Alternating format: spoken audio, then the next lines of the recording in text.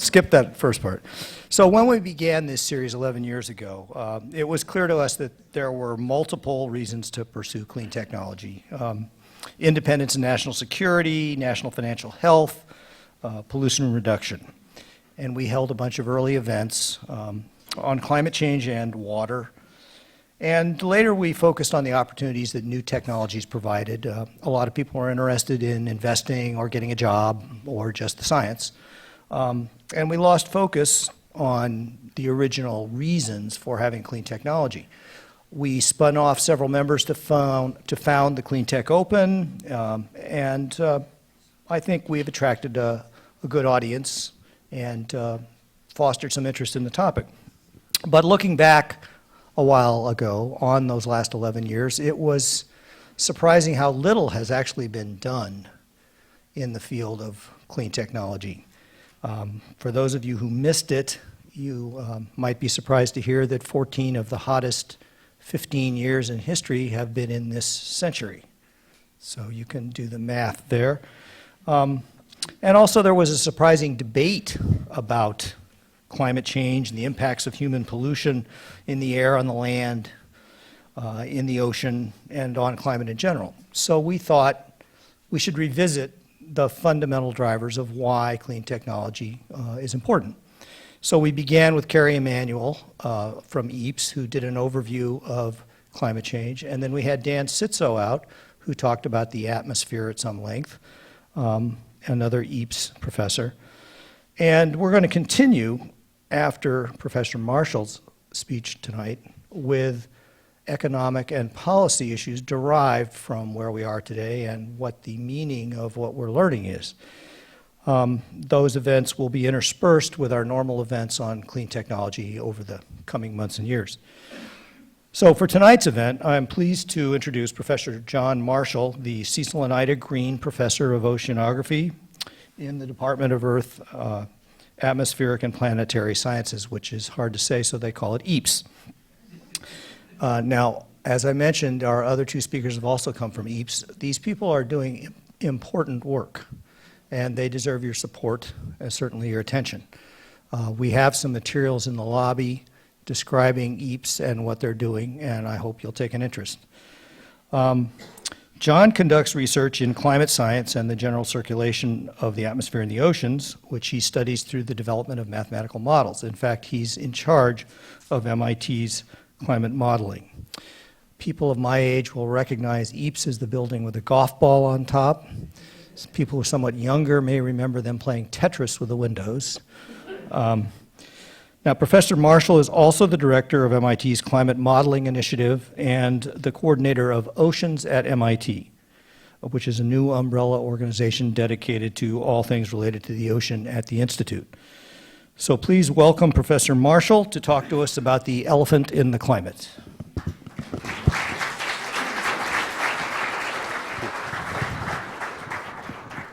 Well, thanks a lot. Can you hear me? Yeah. I am mic'd, so okay.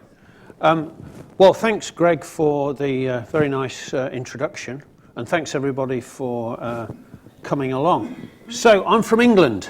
I started life in Nottingham, which is in the kind of north of the country, and came down to London to study at Imperial College in the physics department there. And I did my undergraduate degree there, my graduate degree there, and then I went on to the faculty in the same department. We tend to try and send our best people away at MIT.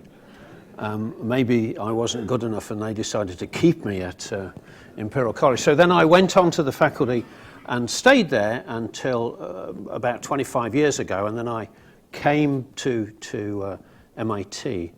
And there I've been thinking about the climate of the Earth, the atmosphere and the ocean and their interactions. And I focus actually mainly on the oceans. And there's a long-standing collaboration between MIT and Woods Hole. So MIT is a good place to study the oceans.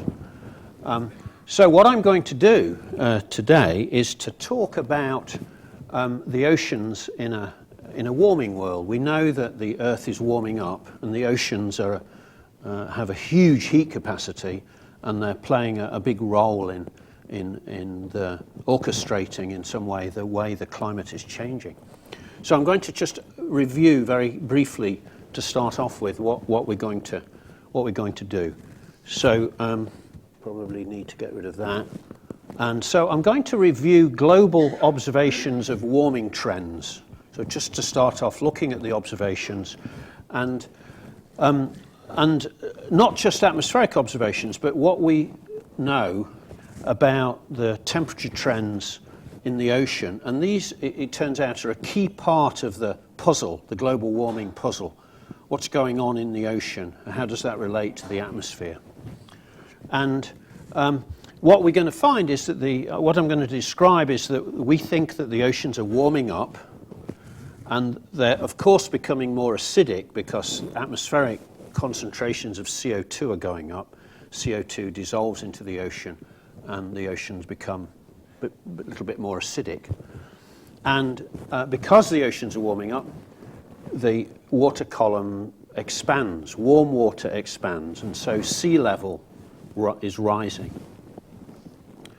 The second thing I'm going to talk about is the timing and regional patterns of warming. So the Earth, as it warms up, is not doing so in a uniform way.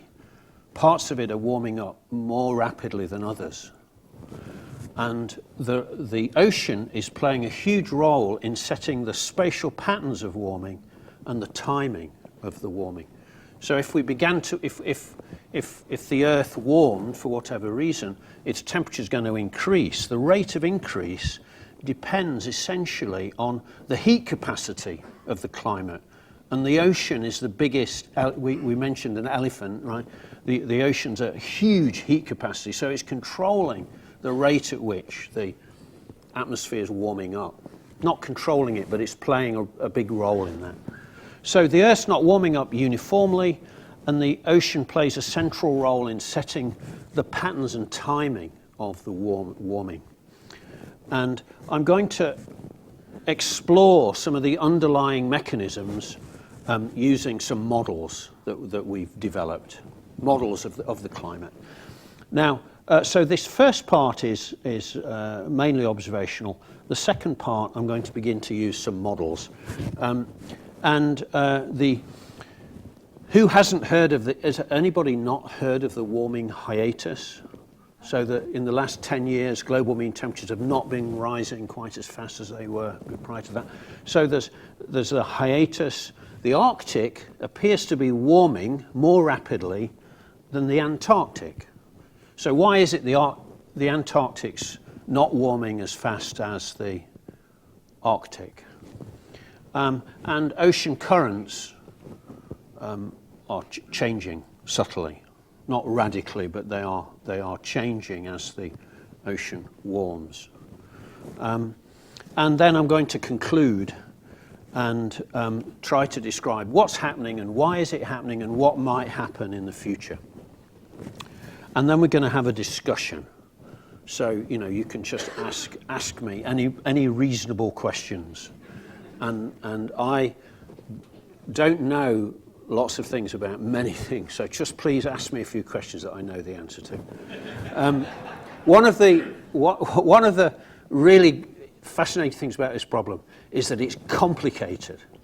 We've got gappy data, very short records, lots of elements interacting together. So it's not a simple problem, and so there aren't simple answers.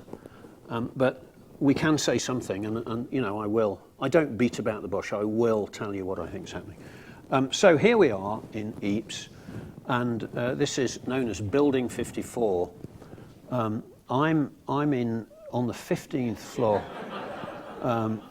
18, 17, 16. Sometimes when I'm in Boston, in the evenings, I will look up at the building and think, well, why aren't all those people working there? Why aren't all the lights on? But anyway, I leave my lights on sometimes just to go. So there we are. This is a radar at the top in the in the 50s, we began to look at there was a lot of interest in radar meteorology, clouds, precipitation, etc. This building went up in 1963, and there's a very well-known oceanographer called Tom Rossby, who's actually a professor at Rhode Island at the moment, and he was a grad student when they moved into the building. I've been there since about 1989. Who moved into the building. I invited him up to give us a seminar, and he gave a very nice seminar, and he said, "Can I go to the bathroom, John?" I said, "Yeah, sure. You know where they are." He went to the bathroom and came back and said, "John, those bathrooms have not changed in 50 years. We're trying to get this building refurbished, and I'm hoping they won't move us out, because I love this building, partly because of the view that you have out of it." We have order 40 faculty in the department, in the areas of geology, geochemistry, geophysics, geobiology. I was chatting to one of you came down to talk with me, a geologist who graduated in 1952 or something. But anyway, I don't know how many geologists and geophysicists we have in the audience. No? Okay, yes, there you are. Thank you very much. And geophysics, oil companies and exploration. Geobiology, how life and the planet co-evolved over time. And I work in atmospheres, oceans and climate. And we have people working in planetary on planets as well. So this is it's a wonderful mix of people, and we also collaborate a lot with the Woods Hole Oceanographic Institution. For the last 40 years, there's been a joint program with Woods Hole. So many of our grad students in oceanography also are co-supervised between MIT and WHOI faculty. So here's the view out of my window, and this building was actually Ian Pei was the architect of this building, and he's also responsible for the Hancock Tower there. And that's a stroke of genius. I like it when the sun goes down and there's that reflection coming down across the. How many of you would go out in boats in the? Yeah.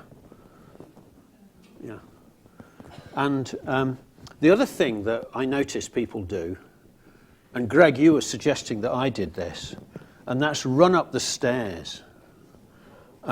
So we often have undergraduates just running up the stairs, and they look, I just don't know how they do it, but they're pretty sweaty when they're coming down in the elevator. Anyway, so none of you ran up the stairs in the. Yeah, you did. All right, so let's get on with some of the science. So what I'm going to show you is maps of surface air temperature change, and these are observations, global observations of annual means relative to a 1950 to 80 average. And so the kind of yellow areas are 1 degree centigrade to 2 Fahrenheit. And of course, this is relative to this average. And here is a time series. This red is, I think it's a 5-year running mean, and these are the annual values. This is the global mean. So starting in 1950, coming up towards the present day. And I'm going to show you a movie of this. This is air temperature. And I'm going to click this and hope that it works. So 1951, 1952, etc. So here. So there's variability, of course, and we're moving along here. It's fairly flat, 1950s, 60s, 70s, and then it begins to trend upwards, 79, 70, 1984, 5, 7, and we're getting up to the present day. And can you see how it's becoming much redder in the north. Okay, I knew that would happen. I'll try and move this across here.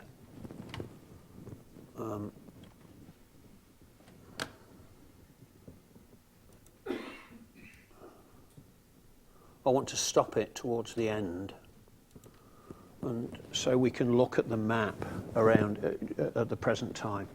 So relative to this 1950 to 80 average, the temperatures are much higher. The global mean temperatures have gone up, and the northern hemisphere has warmed up much more than the southern hemisphere. Now, this is partly due to the fact that the land has a smaller heat capacity than the ocean, and so this is a transient problem. And so the heat capacity is smaller, and therefore it tends to warm up more over land. That's why we see the red regions in the north. But in the south, where there's not a lot of land, you can see that the temperatures haven't changed very much, or even have cooled. And what I want to talk about is the role of the ocean in playing out this, helping to set some of these regional patterns in temperature. Now, this is from the New York Times just on Saturday. So there was in 2014, it was the hottest year on record. There's even a debate about that, because the error bars, there are some error bars on it, and the error bars, you could debate whether it's the hottest, but it's right up there. And this shows you how far above or below the average temperature we were in 2014. So again, you can see that the northern hemispheres have warmed up more.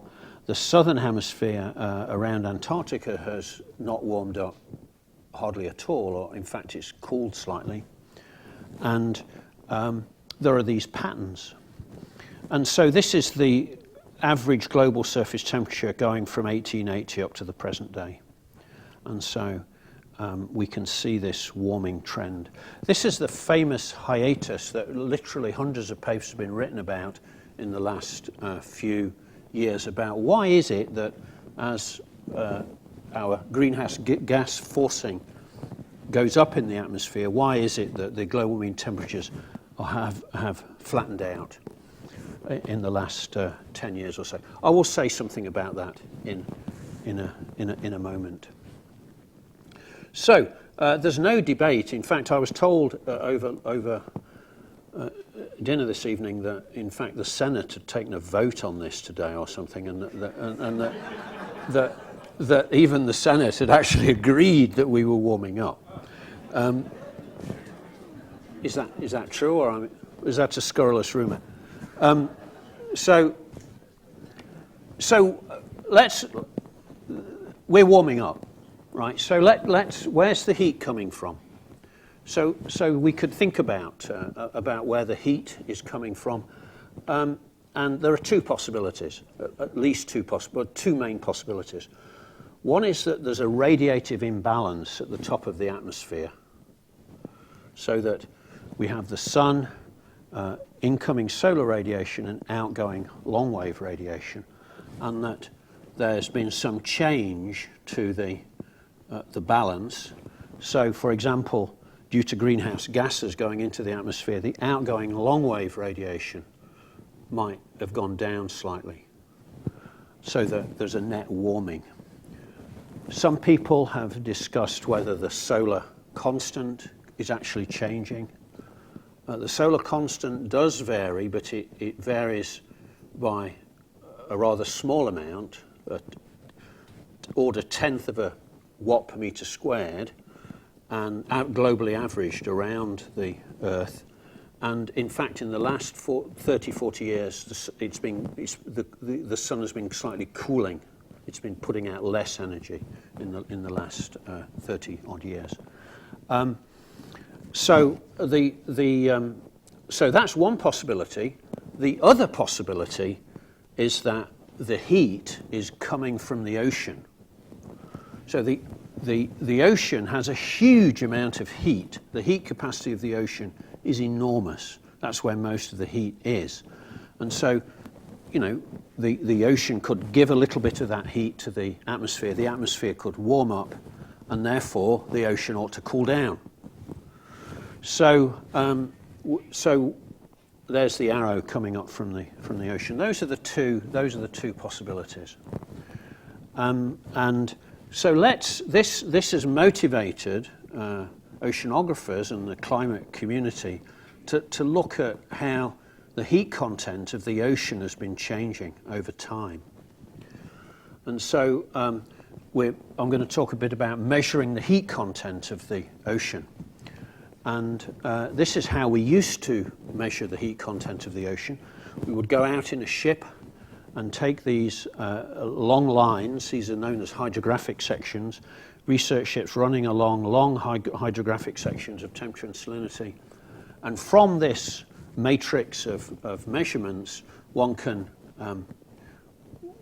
come up with some estimate of the heat content, say, of the ocean.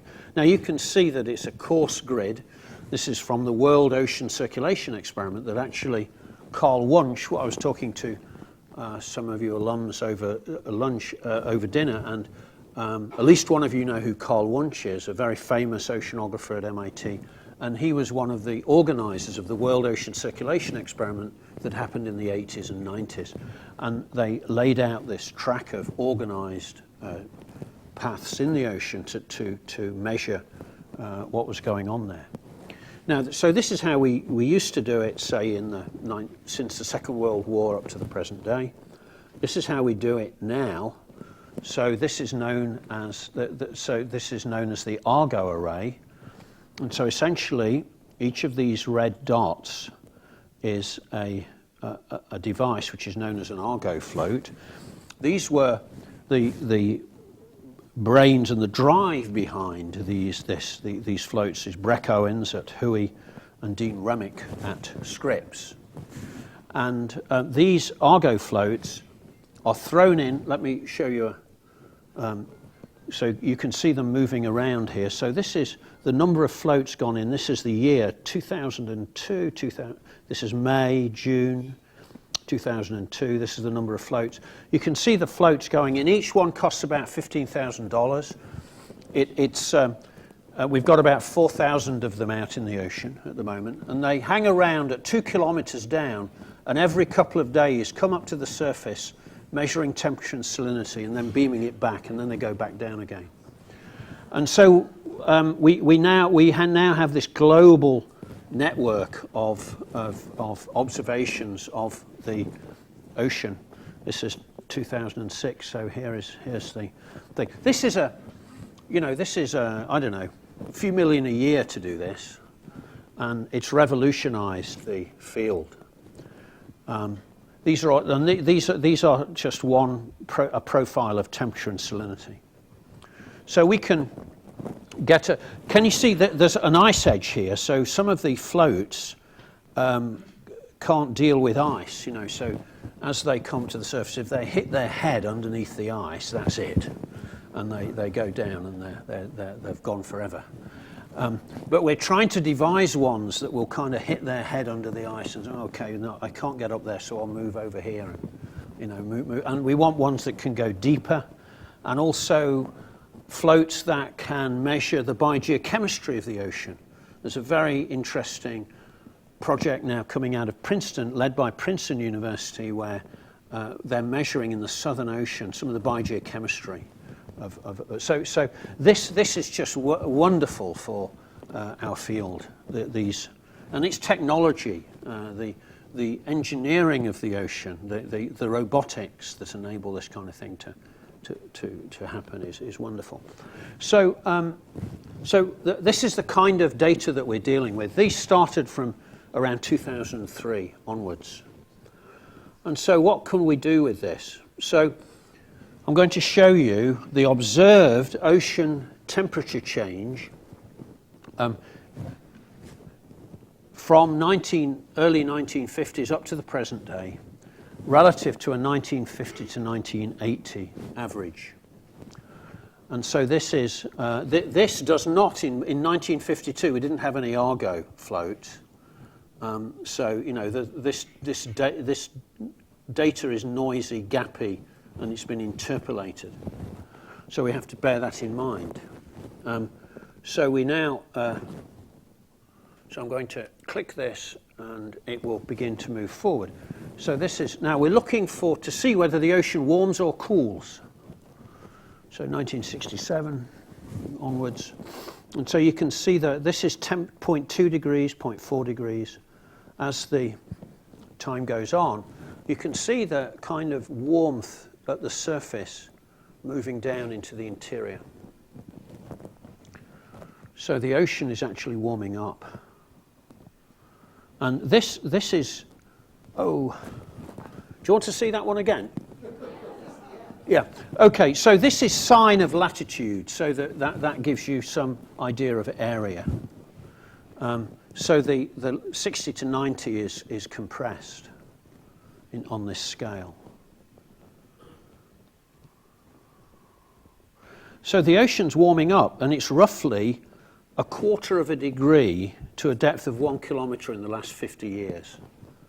That's the back of the envelope calculation. You can imagine that many By the way, if you do want to ask a question, I don't know whether we're allowed. Are they allowed to ask? Do you all agree that the ocean's warming up? Right? There is a debate about that, by the way.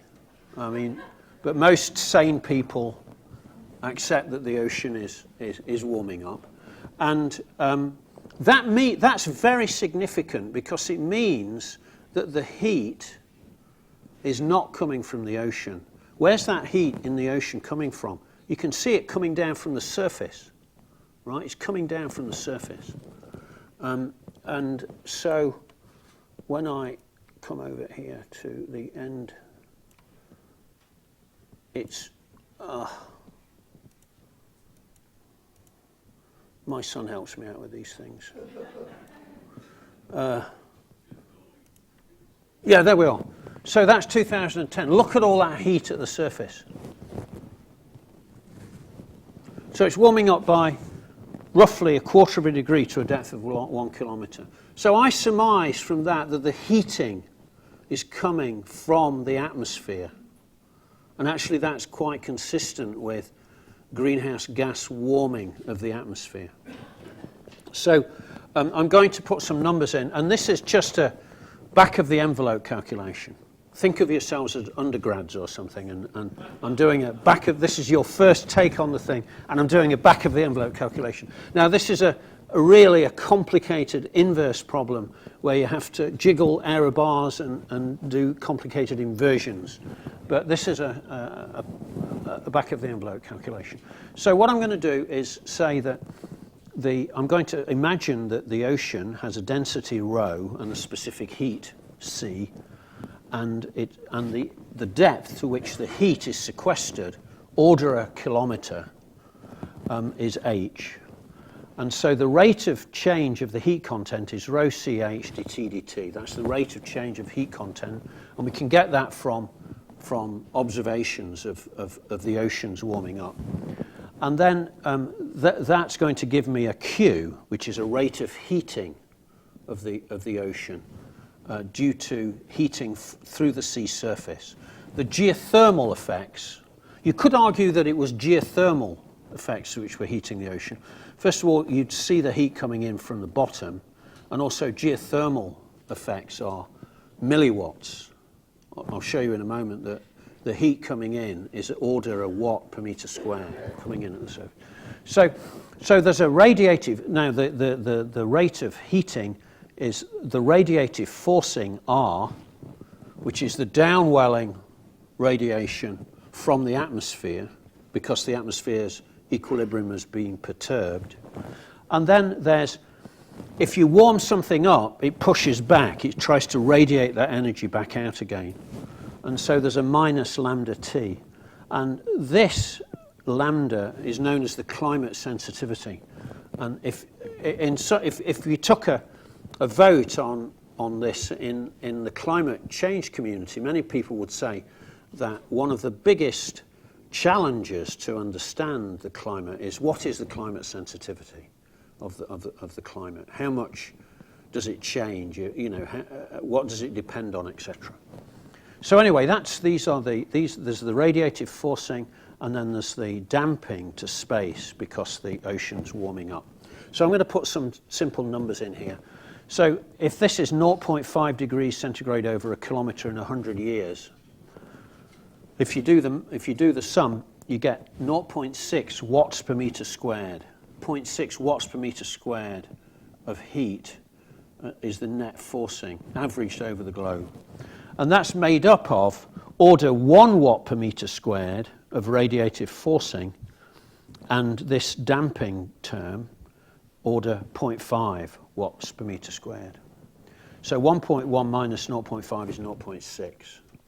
So this says that the radiative forcing perturbation, which I think is due to greenhouse gases going into the atmosphere, is order a watt per metre squared in broad numbers, about a watt per metre squared. And I'm going to try to give you some concept of what a watt per metre squared is. So if you think of a 50 watt light bulb, it's drawing 50 watts out of the power supply, and it's lighting a room of dimension 7 by 7. You all live in, I always used to think in California, you always used to live in big houses, but I'm not impressed by the size of some of your houses. A 7 by 7 metre by 7 metre kitchen is pretty big, right? But anyway, my 2-car carriage.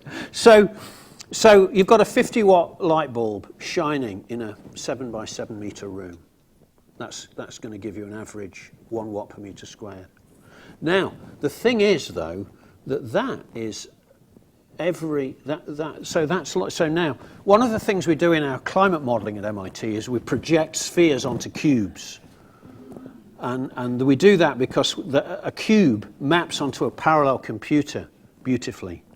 So we can map the faces of cubes onto parallel machines, and we can subdivide these grids. But now imagine that each one of those is a little room by 7 metres by 7 metres, and there's a light bulb, a 50 watt light bulb shining all the time, everywhere, all the time. That's going on for 50 years. Then what's going to happen is that the ocean's going to warm up a bit. And that's basically what I think is going on. Everywhere, all the time, we've got this radiative imbalance. So what does this? What's the effect of this on the on? And I'm going to talk in a moment about where that 1 watt per metre squared comes from. So what's the implied sea level rise if you take a column of water of depth h and you warm it up by an amount delta t, it stretches by an amount h, and little h over big H is alpha delta t, where delta t is the temperature change, and alpha is the thermal expansion coefficient of water, which is 2 times 10 to the minus 4 per Kelvin. So if you put the numbers in, if I warm up the ocean by a kilometre of ocean by a delta T of half a degree, and this is the thermal expansion coefficient of water, I get 10 centimetres. So that would say that in 100 years, if we warm the ocean at this rate, it's going, just by the so-called steric effect, it's going to expand by about 10 centimetres. Now, if we look, this is courtesy of my colleague Patrick Heimbach at MIT. So if we look at sea level change, lots of error bars here, that we have tide gauges. This is up in the contemporary period, or the instrumental period. And then in the last 20-odd years, we have the satellite altimetry. So we're measuring the height of we're measuring sea level from space very accurately.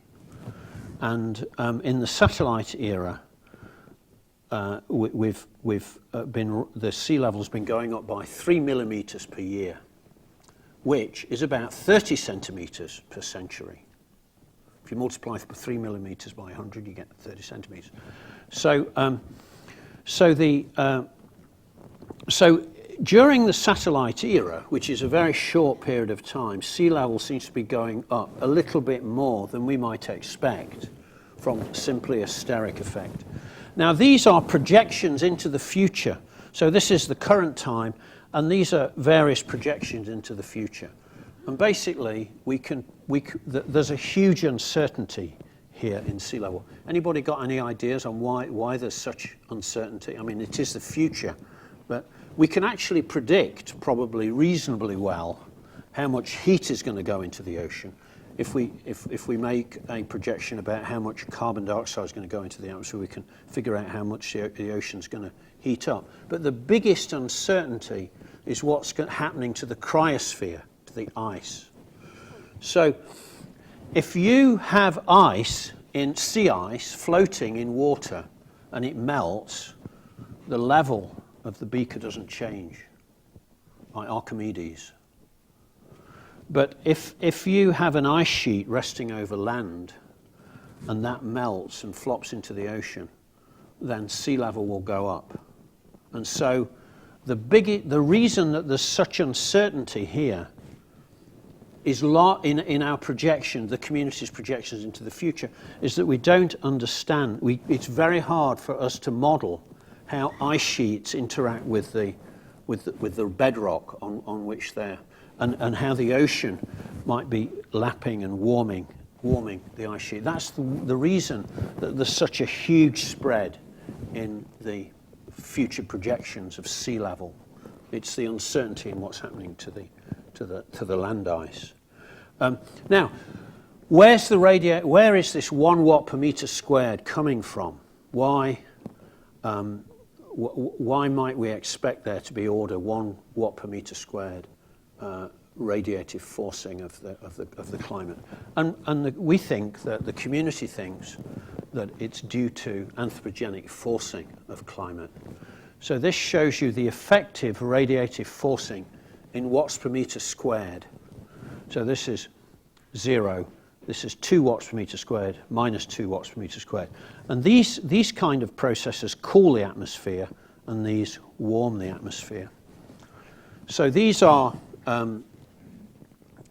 this is CO2, carbon dioxide, a triatomic molecule which has rotational and vibrational bands which interact very strongly with the long-wave radiation that a black body radiating at 255 is going to interact, the radiation stream coming from that's going to interact very strongly with triatomic molecules. So this is as a function of time, though, this is the CO2 going into the atmosphere. And there are other greenhouse gases, particularly methane, tropospheric ozone, triatomic molecule due to pollution effects. So all of these things lead to growing perturbation of the radiative balance of the atmosphere and climbing up to over 2 or 3 watts per meter squared. Now, there are things which cool the atmosphere. Some of our activities cool the atmosphere, one of which is aerosols. So Dan Sitsko, for example, is a great authority on aerosols. He flies aircraft into clouds and looks at how the clouds are nucleating and looking at the particles. So the aerosol effects are about a 1 watt per meter squared of cooling. And these are made up of radiative effects. So aerosols just scatter and reflect back out to space the incoming solar radiation. The other thing aerosols do is they lead, the little particles allow water droplets to nucleate on them, and they create clouds. So if you have a polluted atmosphere or an atmosphere with lots of aerosols, there's more cloud, and that cloud reflects the incoming solar radiation. So these things cool the atmosphere, and then there are these volcanoes, Krakatoa, Pinatubo, El Chichar, etc. So these are spikes of aerosols going up into the atmosphere, leading to cooling. So the net effect of this is, guess what? Order 1 watt per meter squared. There are uncertainties in there. The solar forcing. This is the sunspot cycle. This little yellow thing there is the solar forcing, and we think that that's not an external driver on these timescales. So there's a kind of what Jim Hansen in Goddard has called a Faustian bargain, and that is that, you know, a contract with the devil, that if we actually clean up the atmosphere, we get rid of the aerosols and we're going to warm even faster. So there are two things fundamentally cooling the atmosphere.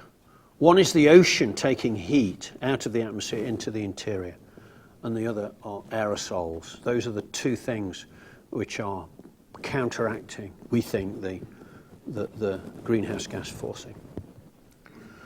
Okay, so I'd just like to give you I'm going on too long here, aren't I? I need to speed up a bit. So I'm going to talk a little bit about the timing and patterns of warming. And this is some work that I've actually been involved in the last few years. I've kind of kept my head down for most of my career, working on the cogs of the climate machine, the different parts of the process. In the last few years, I've been thinking about climate change and beginning to publish on the subject. So one of the things that I think is very important in any team is to recruit the best talent, right? So that's the most important thing we do, is recruit the best talent and actually get rid of the people who are no good, right? So that's harder. But so I mean, one way of figuring out what's going on is you could get the person comes into your office and you get a 2x4 and whack them over the head, right? And you see how they react to that. Now, that is a kind of Green's function approach to the problem. Anybody knows what? Any applied mathematicians in the? Yeah. Actually, I'm interested. When I was growing up in Nottingham, Green was the son of a miller, and his father, Green's father, as in Green's functions, had a mill in Nottingham, and I remember as a school kid going down to see the mill that Green had worked in, and so he was hanging around in this mill and started writing down these Green's functions, and they, wow, what's all this about? And they decided to send him off to get an education, so they sent him to the University of Cambridge. This is in about the 1870s, and very tragic story. He died. He became ill and shortly thereafter died. So I've got a lot of empathy with Green.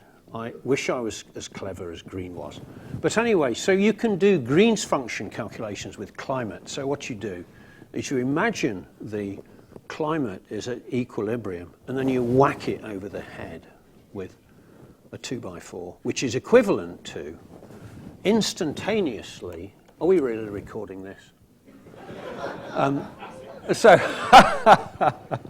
So what we do is we instantaneously increase the radiative forcing of the atmosphere. So it's a step, it's an impulse. It goes step function. And then what we look at is how the system responds to that. So you're doing, if I want to know what this is made of, I'm going to hit it, see what happens. And so we can do that kind of experiment with the climate. And you could argue that we're doing that now in the climate, because what we're doing is we're returning to the atmosphere the carbon that got God knows how many tens of millions of years to bury, and we're returning it to the atmosphere in a couple of hundred years. It's like a big Green's function calculation. But we can do it in a model. So what I do is we take a model of the ocean. So this is based on the equations of fluid dynamics on a rotating stratified fluid, Earth, and we perturb it with this radiative forcing of a few watts per meter squared uniformly over the globe. And then we watch what happens and see how this system responds to that. And so what we do is we use an ocean model that's been developed by my group at MIT. And what we find is that the sphere of fluid on the Earth doesn't warm up uniformly. It warms up much more slowly around Antarctica than it does in the Northern Hemisphere. So the Northern Hemisphere warms up more rapidly than the Southern Hemisphere. And as you get closer and closer to Antarctica, it warms up less and less strongly. So we've got different response functions and different timings and magnitudes depending on geography. And this time scale of decades is controlled by the effective heat capacity of the ocean. So we can pass this, we can understand how this is working. So the warming patterns are not uniform, and so we can understand this. So here's a section through the ocean. This is a zonal average section. So this is the equator, North Pole, South Pole, and this is down to a depth of 2 kilometers. And this is the incoming radiative flux anomaly, which we've perturbed this. And that warms up the surface oceans. But because of geometry, essentially the ocean sinks in the northern North Atlantic and upwells around Antarctica. So there's this global overturning cell sinking in the north, upwelling in the south. And so what this does is it shunts the heat away from Antarctica, keeping it cool, and pushes the heat into the Arctic, warming it up. And that's fundamentally why the Arctic, I believe, is warming and the Antarctic is not warming as much, and in fact could be cooling slightly. So if we look at the global patterns of after 100 years, the sea surface temperature rises. Again, this is a numerical model, but this is the response function, the Green's function to a perturbation. And you can see that around the Southern Ocean, surface temperatures are hardly changing at all. And we see that in the data over the last 50, 100 years. The temperatures around Antarctica are not changing very much. In fact, they're slightly cooling. And the north is warming much more. In the data, you actually saw a little hole there in the warming tendency, which is the warming is delayed in the North Atlantic. And we understand that's a common feature of many of the climate change projection models, that the warming pattern, the warming is delayed in the North Atlantic. So the Arctic's warming up more than the Antarctic. Ocean circulation shapes the patterns of response. So I'm going to now go on to the last part and talk about the patterns. The Arctic warms up, I think, for reasons which are fairly straightforward to understand from first ocean dynamics principles. Now, this shows some observations of multi-year sea ice cover in the Arctic. This is Greenland. This is the median ice, summer ice extent. And over time, I'm going to show you some more recent data, but over time, the summer sea ice extent has been going down. And I think we may be moving into a world where we can move in the Northwest Passage across from the Atlantic into the Pacific in the summertime. So the Arctic ice cap has been thinning, opening up new shipping lanes, access to oil and gas fields, minerals, fishing in international waters. So if the Arctic does continue to melt, there'll be a gold rush. You know, we're all going to end up moving there to try and extract resources. It's just human nature, isn't it? So this is a numerical simulation that was done by using the MIT ocean model. Let me click it. That one worked. So this is a collaboration between JPL, not far from here, and MIT, and Patrick Heimbach and Dimitri Manomanolis configured this model. The model was built in my group at MIT. And so what I'm showing you is when we project the sphere onto the cube, we're looking at the pole at the Arctic cube, and what we're seeing is sea ice thickness. This is 5 meters. Pale blue is 1 meter.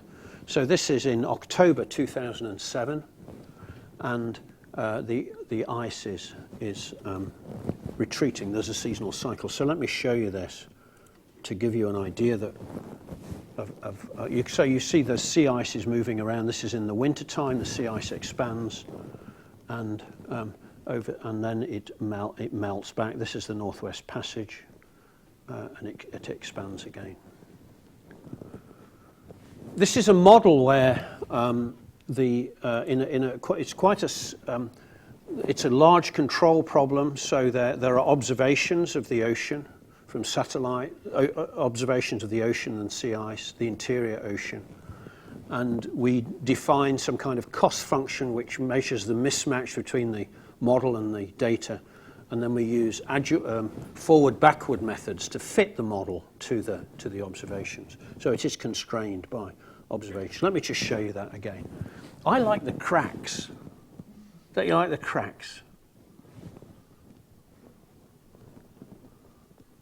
What do they indicate? Just the ice fracturing and leading to leads in the ice.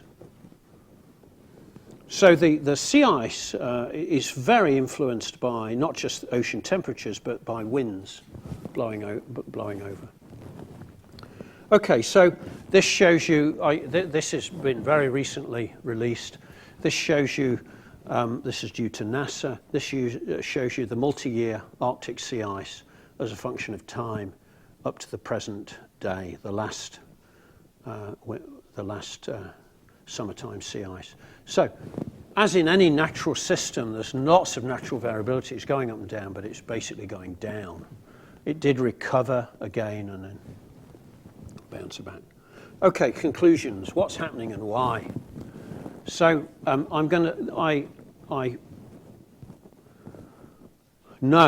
we know that there are gappy observations, short time series, uneven quality.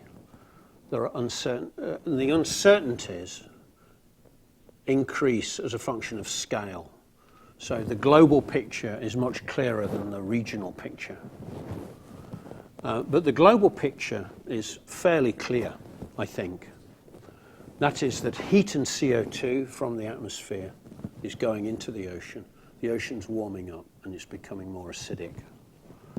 And the atmosphere is, I believe, and 99.9% of people who work in our field believe, that the atmosphere is warming because of increased concentrations of greenhouse gases.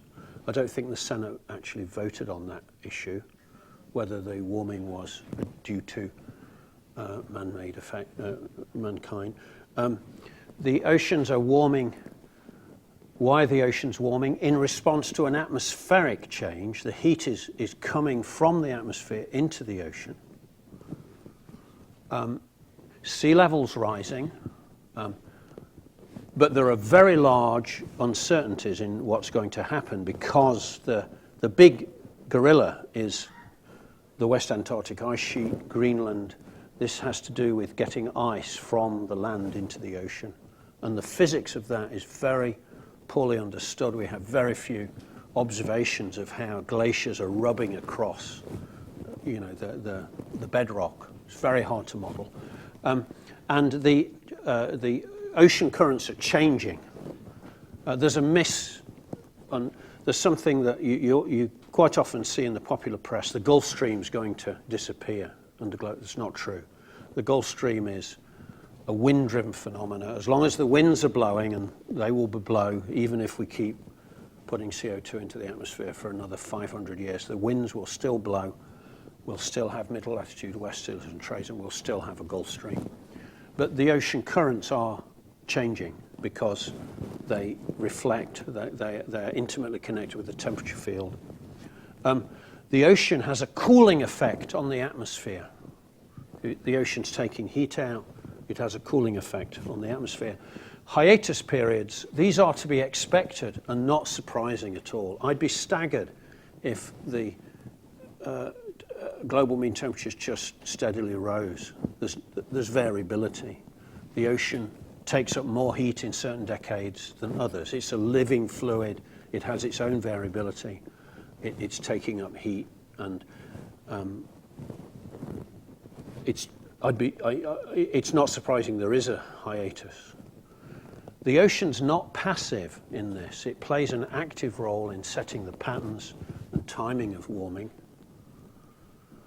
And there are polar asymmetries. In particular, I would expect, and I think we see hints of the fact that the Arctic is warming and Antarctica less so, or not at all. And the ocean is also becoming more acidic. Now, I know perhaps many of you are interested, indeed I am, but I don't know much about it, the life in the ocean. The ocean is becoming more acidic because CO2 is just dissolving into the ocean. That has implications for the biology and biogeochemistry of the ocean. Organisms that build shells are going to find it harder to survive in an ocean as it becomes more acidic. So we might see shifts in the biology and life in the ocean. And I think it would be great to maybe in this series to invite somebody from MIT to talk about how life in the ocean is changing. It's mainly changing because we're overfishing it, right, which is not a climate change issue. Thanks, MIT alums. I